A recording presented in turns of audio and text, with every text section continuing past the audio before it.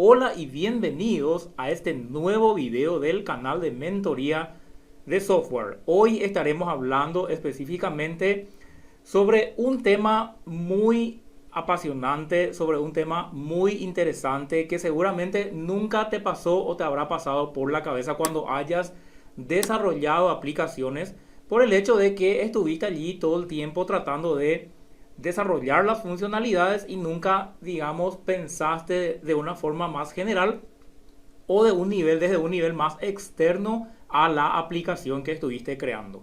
Este tema lleva por título los principios para la generación automática de código, ¿ok? En realidad le voy a colocar, son en realidad 8 principios que te quiero pasar el día de hoy. Son 8 principios que tienes que tener en cuenta para que puedas el día de mañana poder automatizar la generación de tu código o de tu aplicación para producir software más rápidamente. En este sentido, te quiero explicar qué es lo que significa generación de código. Muy bien, la generación de código es prácticamente tener como si fuera un robot o una persona, un profesional, un programador que te esté desarrollando programas, desarrollando aplicaciones.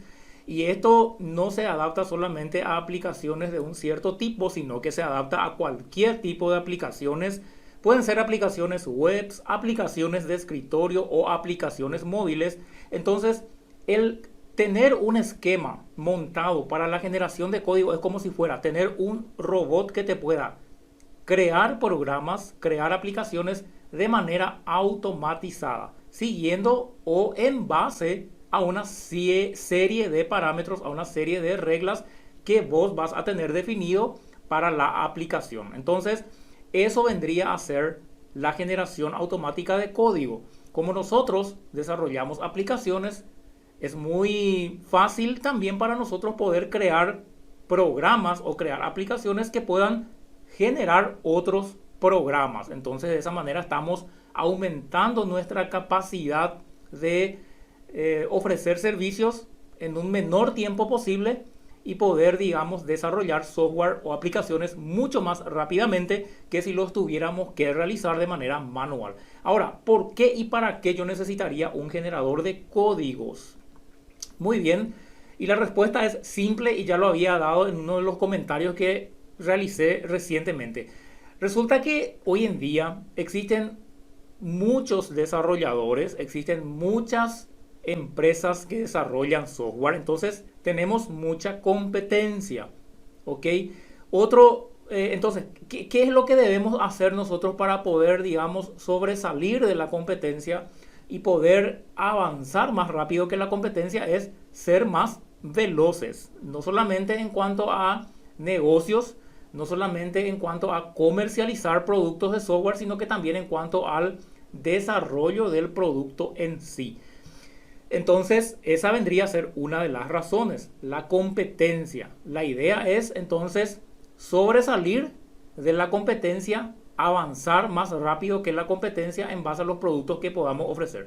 Otra de las razones es el ahorro de recursos. No estoy diciendo que para esto que no, a lo mejor no vas a necesitar programadores o no vas a necesitar alguien que te ayude. Por supuesto, la experiencia de un desarrollador, la experiencia de un programador o asociarte con un programador para poder realizar más rápido las aplicaciones es muy útil y es muy necesario para cuando estemos empezando a desarrollar, pero a medida que vamos avanzando el tiempo vamos a darnos cuenta que podemos nosotros crear aplicaciones, podemos crear prototipos para comercializarlo sin antes tener un cliente quien nos pague por él o sin antes tener un cliente quien nos hayan solicitado ese producto, ese software. Entonces tal vez no vamos a tener un recurso económico como para pagar a un programador, y si ya tenemos una herramienta de generación automática, esa herramienta nos va a ayudar a poder generar un código, una aplicación, un producto en su estado inicial, en su estado base, para que a partir de allí ese producto podamos ir utilizando como una demo, utilizando como un modelo para mostrarlo a los potenciales clientes. Y a partir de allí, sí, por supuesto, cuando yo necesite hacer modificaciones, cuando yo necesite hacer adaptaciones o tener algo más específico para el cliente, entonces en ese caso sí, ya yo puedo contratar desarrolladores, analistas, arquitectos de sistemas y a partir de allí sí ya trabajar con un equipo de desarrollo. Entonces el ahorro de recursos vendría a ser la segunda razón. Vamos a colocar aquí. Entonces siempre me olvido de colocar aquí las anotaciones. Ok.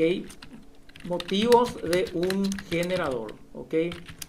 El primero de ellos vendría a ser, digamos, sobresalir de la competencia. Ok. El segundo de ellos vendría a ser el ahorro de recursos. Vamos a colocar aquí programadores. Ok. No quiero que me malinterpreten en esta parte. No estoy diciendo que cuando uno tiene un generador de código ya no va a necesitar de programadores o ya no va a necesitar de analistas y arquitectos. Esa no es la idea, sino que la idea es aprovechar esa parte mecánica, aprovechar esa parte estándar que siempre se tiene que implementar de la misma manera, siempre se tiene que implementar de la forma mecánica para poder, digamos, dejar esas tareas para el generador de código y hacer que el desarrollador o el programador o el analista trabaje más en la parte creativa, en la parte de crear, de innovar, todo lo que hace parte a las nuevas mejoras que va a ser parte después incorporarle al generador. Entonces, obviamente que nosotros no vamos a poder prescindir enteramente o 100% de los desarrolladores. Siempre vamos a tener o siempre vamos a necesitar de buenos programadores que nos ayuden con el avance y con la innovación de nuestros proyectos. Ok, entonces, sobresalir de la competencia, ahorro de recursos y el otro motivo son los clientes. Ok, ¿qué vendrían a ser los clientes? El tema es que ya te habrás dado cuenta si vos comercializás sistemas. Ok, ya te habrás dado cuenta que el cliente cuando quiere algo nos llama para solicitarnos una aplicación y luego de nosotros haberle pasado toda la propuesta con un esquema de plazos y el monto, la cotización del producto, él mira así el proyecto y dice, no, está todo muy bien, pero yo quiero esto para una semana, yo quiero esto para un mes. O sea, el cliente no tiene la más mínima idea del trabajo que lleva realizar una aplicación y todos los microprocesos y microtrabajos que se tienen que realizar para desarrollar, para crear, para validar, para testar y para tener en cuenta todo ese flujo que hace en cuanto al desarrollo de software. Entonces el cliente siempre está apurado y el cliente siempre quiere algo para ayer. Por más complejo que pueda parecer la aplicación para el cliente, él siempre tiene la mentalidad de que el proyecto es algo rápido, es algo fácil y aunque no lo creas, van a haber muchos desarrolladores que le van a prometer que sí se puede hacer, que sí se puede tener en el tiempo que el cliente quiere y que ese potencial desarrollador sí lo va a hacer. O sea, vas a encontrar competidores que van a entrar en el juego del cliente y le van a dar a entender al cliente que sí lo va a poder hacer en el tiempo que el cliente está solicitando. Entonces, como el cliente que quiere todo para ayer, vamos a colocar aquí, quiere todo para ayer, es decir, tiene que ser rápido. Ok, entonces por esa vendría a ser otra de las razones por la cual tienes que considerar, si tienes una empresa de desarrollo o si te dedicas a desarrollar continuamente software, tienes que considerar la creación de un software que te permita generar o te permita crear códigos automáticos de software para tu aplicación. Es decir, cuando hablamos de generación de código, estamos hablando de generación de pequeñas rutinas, generación de pequeñas partes, de pequeños trozos, de pequeñas partes de la aplicación o incluso de aplicaciones enteras. Yo puedo crear una entera aplicación utilizando solamente un generador de código. Ahora, la idea es que en este video yo te pueda dar un enfoque sobre los 8 principios. De hecho, ahora voy a cambiar el título aquí porque en realidad son 8 principios lo que te quiero pasar, quiero pasarte los 8 principios específicamente. No quiero entrar mucho en detalles. Voy a colocar aquí 8, ¿ok? De qué es un generador y por qué lo necesitamos. Si bien ya te di toda una explicación detallada de eso, pero a partir de ahora te voy a dar los 8 principios de generación automática de códigos que tienes que tener en cuenta cuando en algún momento determinado vos vas a querer considerar crear un generador para tus aplicaciones, ¿ok? Muy bien, y esos 8 principios los tengo anotados aquí. Voy a crear aquí el primer principio. Vamos a colocar aquí. Primero, vamos a colocar así para que se entienda que esto hace parte de los principios. Y el primero de ellos viene a ser utilizar un lenguaje o framework específico.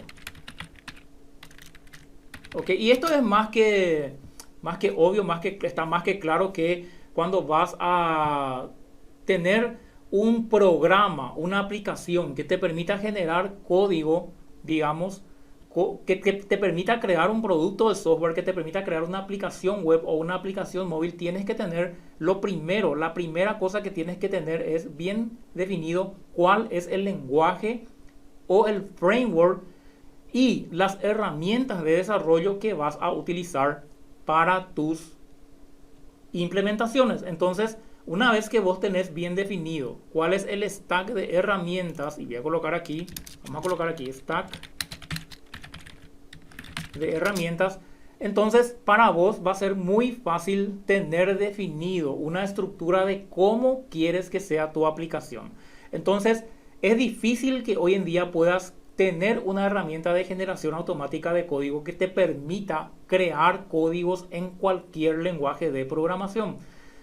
Obviamente que hoy en día existen muchos generadores de códigos que te permiten, a través de una serie de, digamos, elementos que uno va seleccionando en la pantalla, poder elegir en qué herramienta uno quiere generar. Pero estamos hablando de herramientas de un alto valor de mercado, una herramienta que lo utilizan, digamos, empresas multinacionales y multimillonarias que tal vez no esté al alcance actual de lo que nosotros podamos contar. Entonces, si bien el día de mañana, con la experiencia y con los años dedicado a lo que es la generación de código, tal vez vas a poder lograr crear una herramienta de generación de código que te permita generar en Java, generar en JavaScript o Node.js o en Python. Tal vez para empezar vas a tener que centrarte en una sola herramienta de desarrollo, en una sola tecnología, y a partir de esa tecnología empezar a crear tu implementación de código, y una vez que tengas terminado esa herramienta, ahí a partir de allí empezar a trabajar sobre otra herramienta. Entonces, para crear una herramienta de autogeneración de código, lo primero que tienes que hacer es definir una herramienta y un framework específico que vas a utilizar para ese software que se va a desarrollar. Entonces, si tienes una herramienta, un generador de código que produce software, que crea software en Java, por supuesto la aplicación final que esa herramienta va a crear va a ser una herramienta hecha en Java. Va a ser una herramienta hecha en ese lenguaje de programación específico. Ahora, el lenguaje de programación utilizado para la generación de código, para la herramienta de generación de código, para la aplicación, no tiene nada que ver con la herramienta de destino que va a tener la aplicación que va a ser creada. Entonces vos podés tener hoy en día una herramienta de autogeneración de código hecha completamente con Node.js y con JavaScript, pero que te permite generar código de programación o te permite generar aplicaciones enteras en Python, por ejemplo, por darte un ejemplo. Entonces, lo que vos tenés que definir bien al inicio es cuál es el lenguaje de programación y los frameworks de desarrollo en el cual tu producto final hecho con el generador va a utilizar. Eso es lo que tenés que tener en cuenta en primer lugar, ¿ok? Para no consumir mucho tiempo, porque cada uno de estos pequeños principios, de estos 8 principios, da para hacer un video extenso otra vez. Entonces, el segundo principio que lo tengo anotado aquí es, por supuesto, tener tener unos prototipos estándares, ¿ok? Tener unos prototipos estándares. ¿Qué queremos decir con esto? Por supuesto, cuando vas a diseñar aplicaciones, cuando vas a desarrollar aplicaciones y más aún con un robot, más aún con una herramienta de autogeneración de código, la estructura de la aplicación que vas a desarrollar tiene que tener un cierto estándar preestablecido. Es decir, primero tienes que considerar dentro de tu aplicación cuáles van a ser los tipos de formularios o los tipos de prototipos que tu autogenerador puede crear, ¿ok? Entonces, y en base a esos tipos, a medida que vas a ir desarrollando las aplicaciones, a través de esos tipos, tu autogenerador o tu robot va a ir generando automáticamente los formularios. Entonces vamos a colocar aquí, vamos a colocar tener predefinido el tipo o los tipos mejor de formularios y casos de uso. Entonces, supongamos, vos podés tener, por ejemplo, un autogenerador de código basado en 3 modelos de pantallas bien específicos. Uno para los AVMs, para las operaciones CRUDs, que siempre van a ser para los maestros, siempre van a ser igual. Otro para los movimientos, por ejemplo, que va a tener una estructura diferente, un formato diferente, un color diferente, van a usar botones diferentes, van a usar flujos diferentes. Y otro para, por ejemplo, los detalles. Los detalles que vendrían a ser los hijos, ya sea de las cabeceras, de los CRUDs, de las operaciones o de las transacciones. Entonces, por eso es que es importante tener bien definido y bien esquematizado los diferentes tipos de pantallas que van a tener tu aplicación. Eso en base a los formularios, en base a los cuadros de textos, en base a los botones, en base a los combo boxes, a las listas, en base a todos los componentes que tengas dentro de tu aplicación. Esto, si bien parece algo complejo, si bien parece una tarea extremadamente ardua y compleja de desarrollarla, una vez que vos tenés estos ocho principios bien seguidos, así, uno a uno, cada uno de ellos, vas a darte cuenta que el lograr una automatización de esos códigos es muy fácil porque vos estás trabajando con una estructura organizada y estructurada. De hecho, te recomiendo mucho cuando vas a trabajar con el desarrollo de aplicaciones o cuando vas a trabajar ya sea por tu propio proyecto o si vas a trabajar en una empresa de desarrollo, tener en cuenta siempre, tener en una mentalidad siempre de que algún día ese código que vos hoy estás desarrollando, que ese código en algún momento determinado pueda ser automatizado. Supongamos que encuentras dentro de tu rutina diaria, dentro de tus actividades laborales, una operación o un código que siempre estás repitiendo, su creación.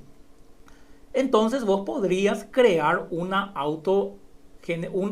programa, una herramienta de autogeneración de código que te permita automatizar esa parte de la codificación. Supongamos un ejemplo de un método básico que tienen todas las operaciones de negocio, que es el listar, el listado de datos, el hecho de extraer datos de la base de datos y desplegar eso en la parte visual. Entonces, como se trata siempre de una estructura estándar y cada vez que estamos creando nuevos casos de uso, estamos repitiendo, estamos entrando en una tarea automatizada, estamos entrando en una tarea mecanizada de hacer siempre lo mismo, entonces vos podés parar, podés pensar y podés idear una forma de que esa tarea pueda ser automatizada. Entonces, de hecho, te recomiendo siempre, porque esto te va a dar mayor flexibilidad, te va a dar mayor, digamos, te va a dar una organización mejor.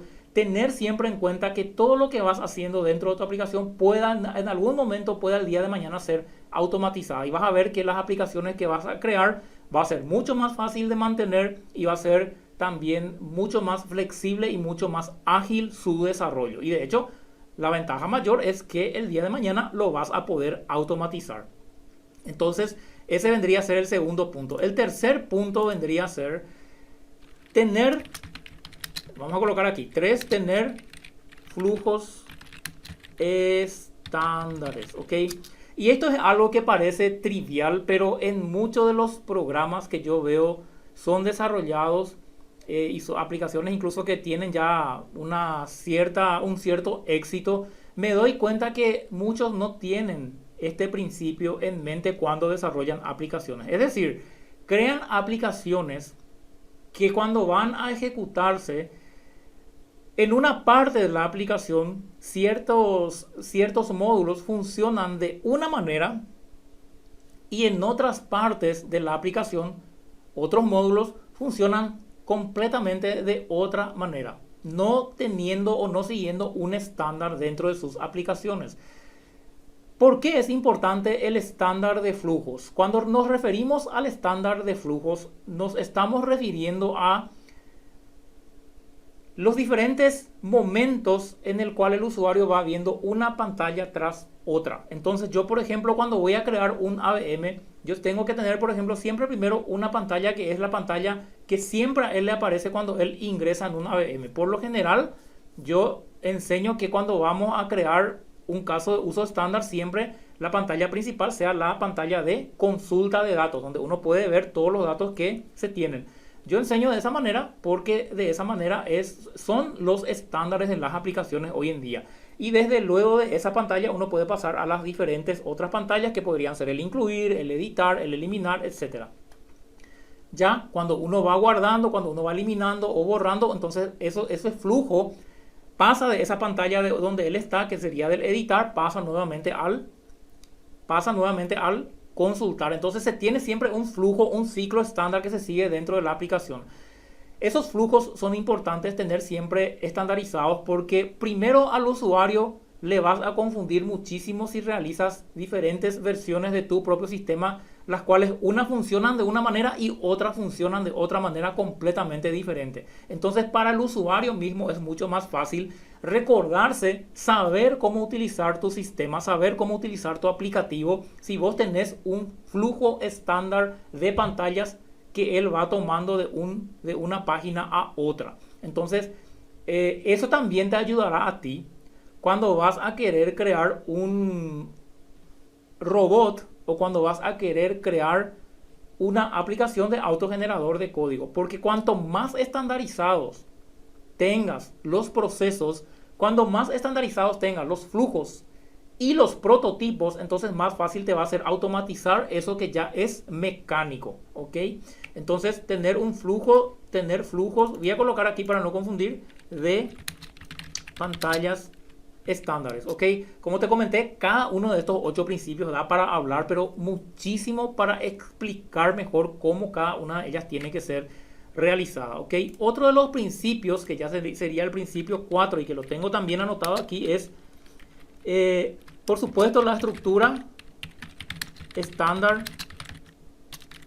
Vamos a colocar aquí, estructura de nombres estándar para elementos. Vamos a colocar aquí tablas, campos, entidades, clases, recursos, etc. Cuanto más estandarizado tengas todo lo relacionado a los nombres que van a, digamos, tener que identificar algún elemento dentro de tu autogenerador o dentro de la aplicación final que vas a desarrollar, entonces más fácil te va a ser crear y estructurar tu herramienta de autogenerador. Entonces, si vos, por ejemplo, y esto de hecho es algo que yo recomiendo muchísimo y te vas a dar cuenta en los videos que vas a encontrar allí en el canal de mentoría de software, te vas a dar cuenta que siempre recomiendo utilizar nombres estándares para las tablas, para los campos, para los índices. Incluso te digo que las tablas siempre tienen que estar en plural, siempre tienen que estar en minúsculas. Los nombres de campos siempre tienen que tener un prefijo, siempre tienen que estar en singular, y por supuesto para dividir una palabra de otra tienes que utilizar el subrayado. Entonces esas recomendaciones que siempre te estoy dando son de hecho también primero para que te sea fácil el mantenimiento de tu código de aquí a 6 meses, de aquí a un año, o incluso yo te te, te- te digo por experiencia que incluso después de 3 meses que no hayas visto nada de tu código fuente y al volver a rever ese código vas a darte cuenta que muchas de las cosas que están allí dentro de tu código te va a llevar un cierto tiempo para que vos te puedas volver a adaptar a lo que vos ya realizaste apenas hace 3 meses atrás. Ahora, imagínate lo que va a ser si vos entras en un código que no viste, no tocaste, no editaste por más de 6 meses, un año y a veces hasta 2 o 3 años, ¿ok? Y eso ocurre porque a medida que va pasando el tiempo, vamos trabajando con diferentes lenguajes de programación y vamos creando aplicaciones utilizando diferentes herramientas. Entonces ya pasó ese tiempo, ya pasó esa época de que vamos a trabajar en desarrollo de software y solamente vamos a trabajar o solamente vamos a elegir una tecnología. Ese tiempo ya pasó. Hoy en día, dentro de una empresa de desarrollo puede haber aplicaciones o pueden haber proyectos que trabajan con una plataforma, con una tecnología, y pueden haber otros proyectos que trabajan con otra tecnología completamente diferente, utilizando otros frameworks y utilizando otras APIs de desarrollo. Entonces, esa es la tendencia de hoy en día. Entonces, por eso es que todo tiene que ser más ágil. Y a veces dentro mismo de un proyecto que está utilizando una tecnología, a veces dentro mismo de ese proyecto en una utilidad específica, a lo mejor hagamos implementaciones que estén utilizando otra tecnología, otra plataforma de la plataforma que se está utilizando de forma, digamos, general para el proyecto, o la plataforma base del proyecto. Entonces, lo ideal es que siempre mantengas estructuras y nombres estándar. Y para esto no existe nada mejor que seguir un estándar de desarrollo desde el principio. Una forma, digamos, normalizada en el cual vas desarrollando paso a paso el desarrollo, que de hecho es la forma como yo lo utilizo y la forma como yo lo hago siempre y cada vez que voy a crear nuevas aplicaciones, ya sea con un lenguaje de programación que ya conozco y que ya lo utilizo hace años, o con una nueva herramienta o con un nuevo framework que lo voy a aplicar en ese momento pero que lo voy a aprender utilizando. Por eso que cuando vas a aprender un nuevo framework, cuando vas a aplicar una nueva tecnología, tienes que aplicar todos esos conocimientos de estructura, de organización, de estandarización, de pantallas, de nombres y de flujos para toda tu aplicación. Entonces, ese vendría a ser el siguiente punto. Otro de los principios, estamos hablando aquí de los principios, que vendría a ser el 5, vendría a ser la estructura de códigos organizados y estructurados. ¿Ok?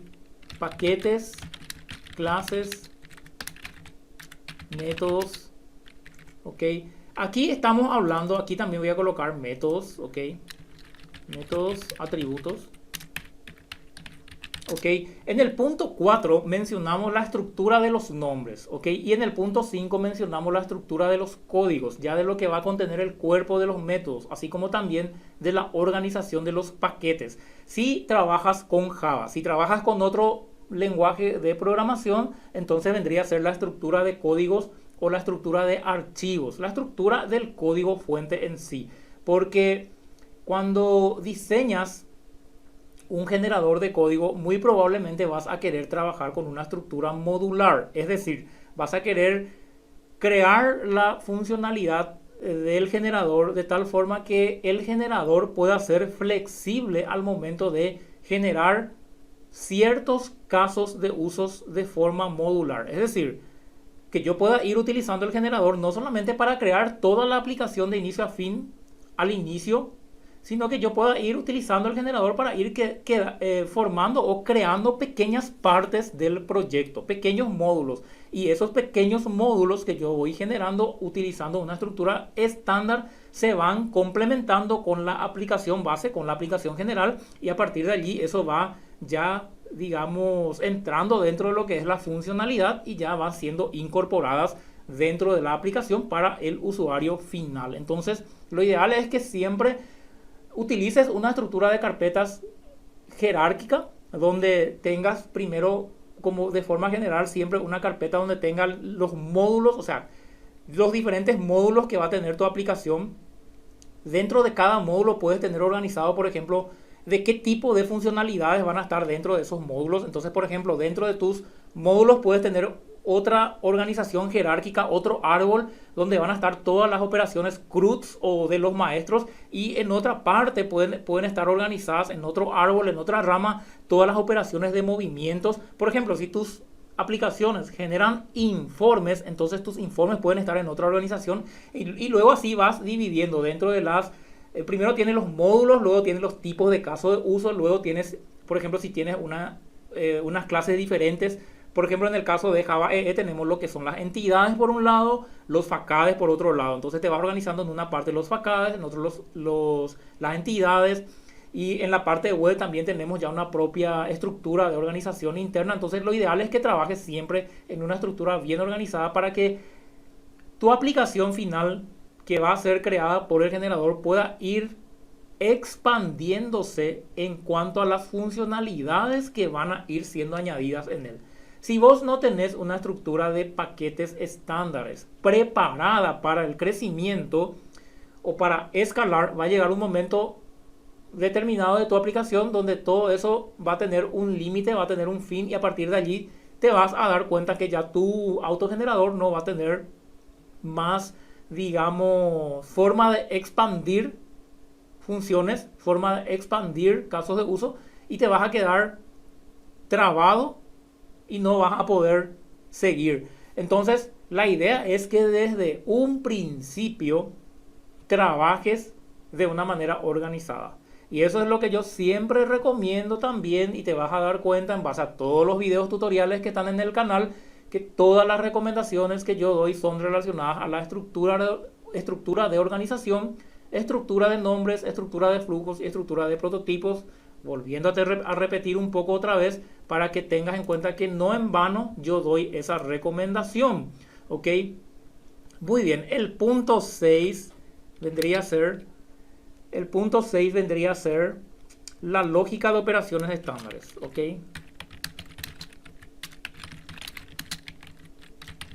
Por supuesto, el generador de código solo puede automatizarse a través de tareas rutinarias o repetitivas. Es decir, lo que él puede es automatizar aquellas tareas mecanizadas que a un programador le llevaría mucho tiempo tener que hacer, siendo que él ya sabe que es algo mecánico y algo estándar.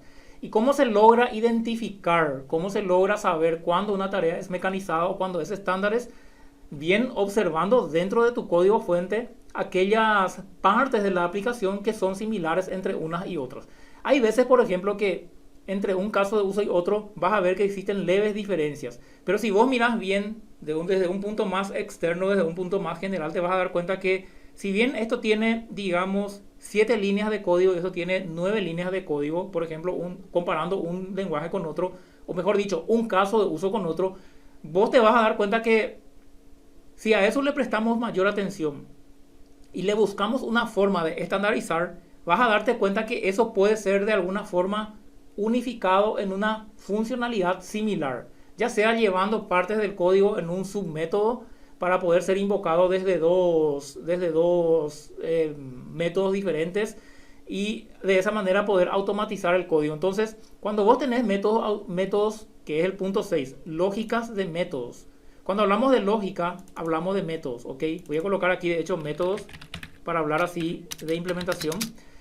Cuando vos tenés métodos que son similares, por ejemplo, vos tenés 10 casos de uso que tenés que desarrollar. En este caso son 10 AVMs. Y vos te das cuenta que tenés que crear un método: actualizar, listar, buscar y eliminar para cada uno de esos 6 casos de uso. Si vos sabés que toda la estructura para cada uno de esos casos de uso es completamente igual, donde lo único que cambia son las clases de entidad, entonces vos podés automatizar esa generación de código.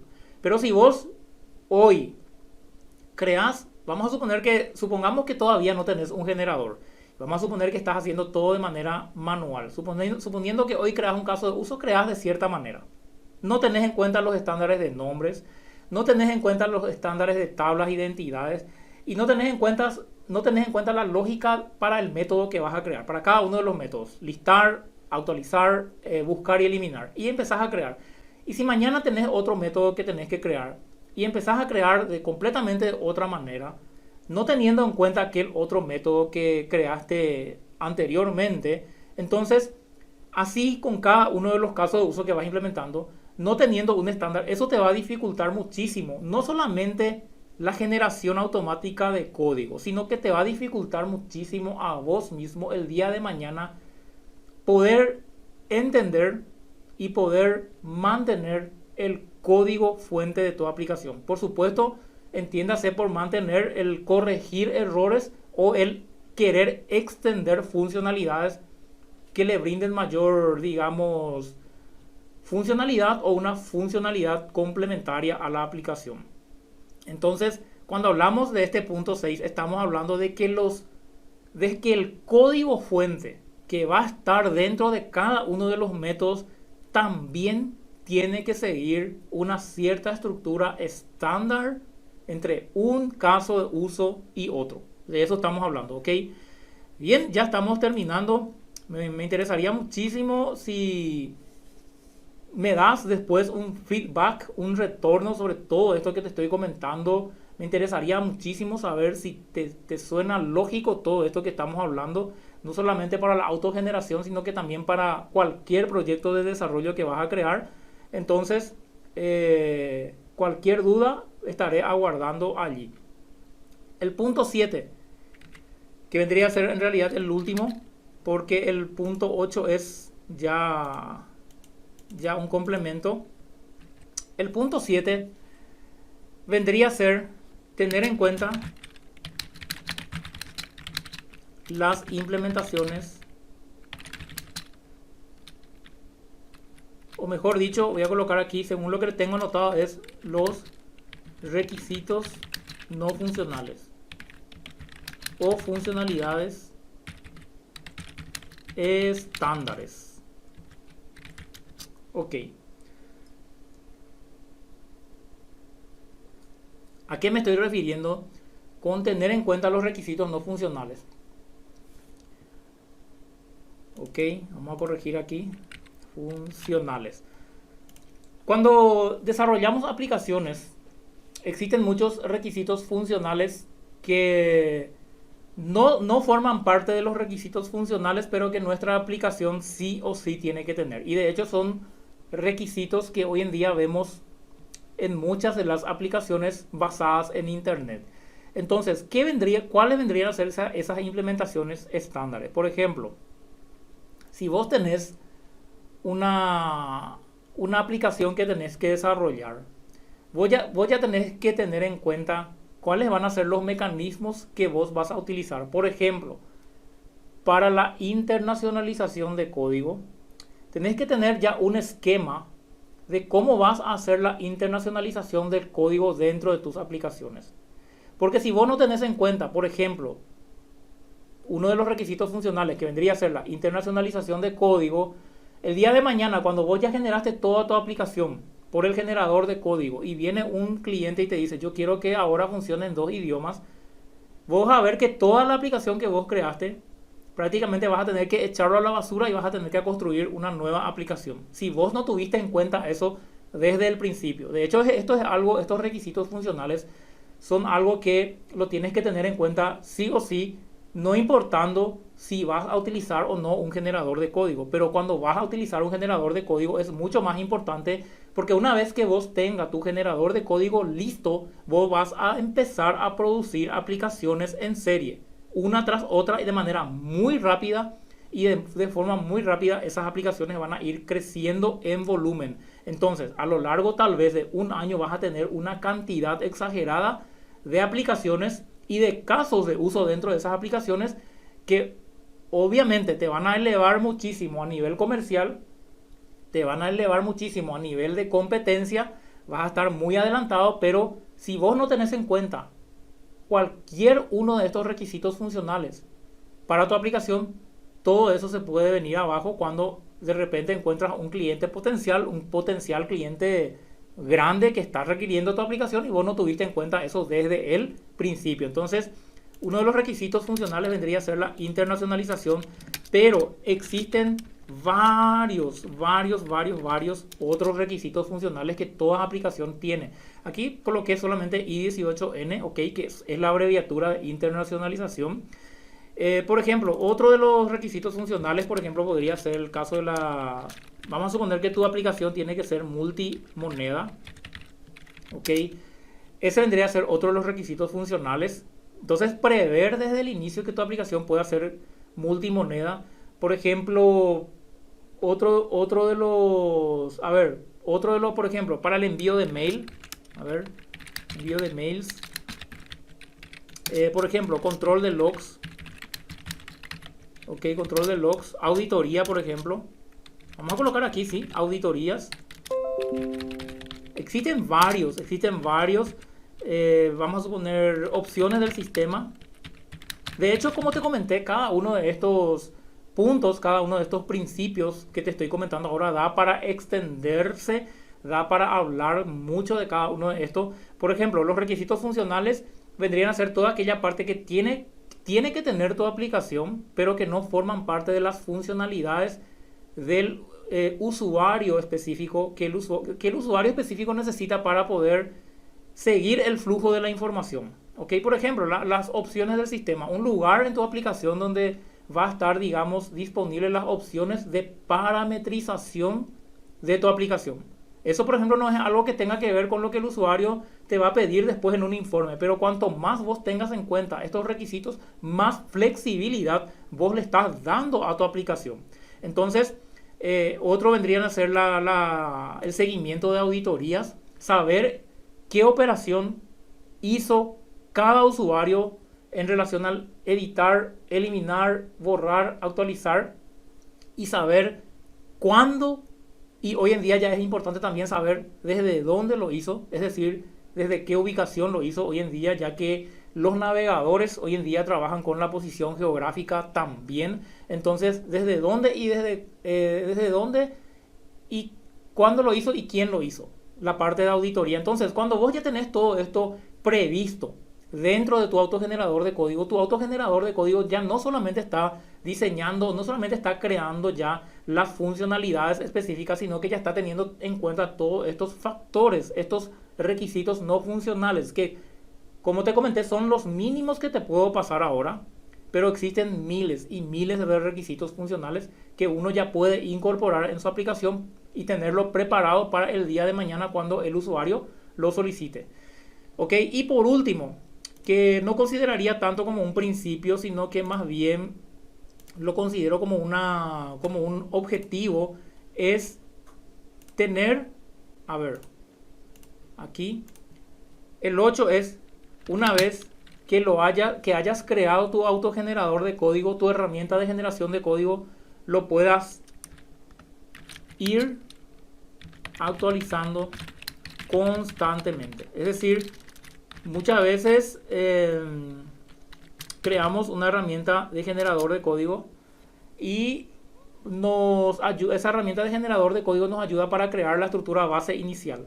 Pero a medida que van pasando a medida que se van actualizando los frameworks y a medida que se van actualizando las herramientas, por ejemplo, si yo hoy creo un generador de código que desarrolle aplicaciones con Java EE, si lo hago hoy, esa plataforma va a estar trabajando a lo mejor con Java 11, con Java EE 8, con el Willfly de tal versión y con el Postgres de tal versión. Pero a medida que esas herramientas van actualizándose también, yo también tengo que ir actualizando mi autogenerador de código con las nuevas mejoras que van saliendo entre una versión y otra. Porque si yo no hago eso, mi autogenerador de código va a quedar desfasado y muy probablemente va a caer en desuso. Entonces, esa vendría a ser otra de los principios, ir actualizando siempre el autogenerador, la herramienta de autogeneración, para que a medida que vas avanzando en la actualización de esa herramienta puedas ir incorporando también en ella nuevas funcionalidades y nuevas características que hagan cada vez más que el programador que está allí y el cual tiene que dedicarse a tareas creativas pueda tener más tiempo, dejar de realizar más esas cosas mecánicas, dejar eso a cargo del generador y dedicarse él a lo que es la innovación y la creatividad. Eso si es que tenés una empresa de desarrollo, entonces para tus programadores, o si vos mismo sos el que está desarrollando, entonces para vos mismo, para que vos mismo te puedas dedicar a cosas más creativas, aprender nuevas herramientas, aprender nuevas tecnologías, actualizarte, entonces para que esas tareas mecánicas puedan ser realizadas por agentes a quien realmente corresponde, que son los robots, ¿ok? Entonces eso ha sido todo lo que te quise pasar el día de hoy. De hecho, existen dos formas de generar código para tus aplicaciones, de autogenerar código para tus aplicaciones, pero eso ya lo estaremos viendo más adelante porque de otra forma estaremos haciendo muy extenso este video. Espero recibir tus comentarios o dudas que tengas en relación a este u otros videos que tengas y que estén relacionados al canal. Espero que este video también te sirva a partir de ahora para todos los proyectos que vayas a realizar, independientemente si vas a utilizar o no una herramienta de autogenerador de código. Eso ha sido todo y nos vemos en el siguiente video.